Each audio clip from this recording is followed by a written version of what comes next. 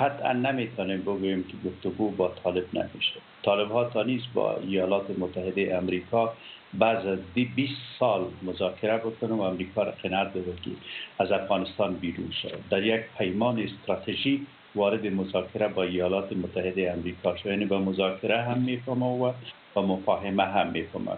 از طرف دیگه اگه من میگم بی‌طرف باشین، شما 24 ساعت تلویزیون خودتان را مورد بررسی قرار بدین که در 24 ساعت یک اخبار مثبت از طرف طالب نشر میشه نیست.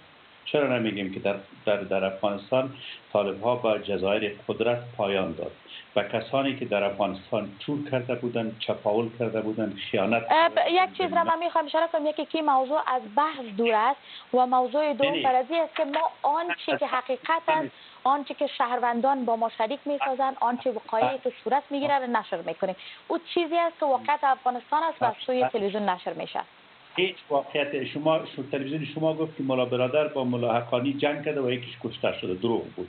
میتونیم 20 مثال براتون بدم که اخبار. خب حالا در بحث زنان لطفا اشاره بکنین که مشخص به زنان است. در کجای از این تلویزیون نقش داشته؟ حالا زنها زندانی شدن که خانم پریانی در بحث وجود داره، میخوایم جواب خودش باز بشنویم که یک مثال زنده هستن.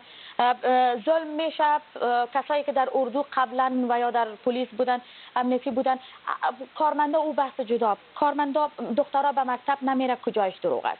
معلمین از مکتب ماندن، امتحان دینی ازشان گرفته میره، جداست که بحث امروز ما هستن. آقای مجاهد میگن که ما وقتی که یک خانم گفته بر جواب یکی از خبرنگاران در بی بی سی که من 12 اولاد دارم و من ایره وقتی که از وظیفه نرم چطور نان بتم، بر جواب میگه که ما نمیتونیم اگر یک کس بگویم من دزدی میکنم به اولاد خود نان میاریم، بگویم برو دزدی بکو.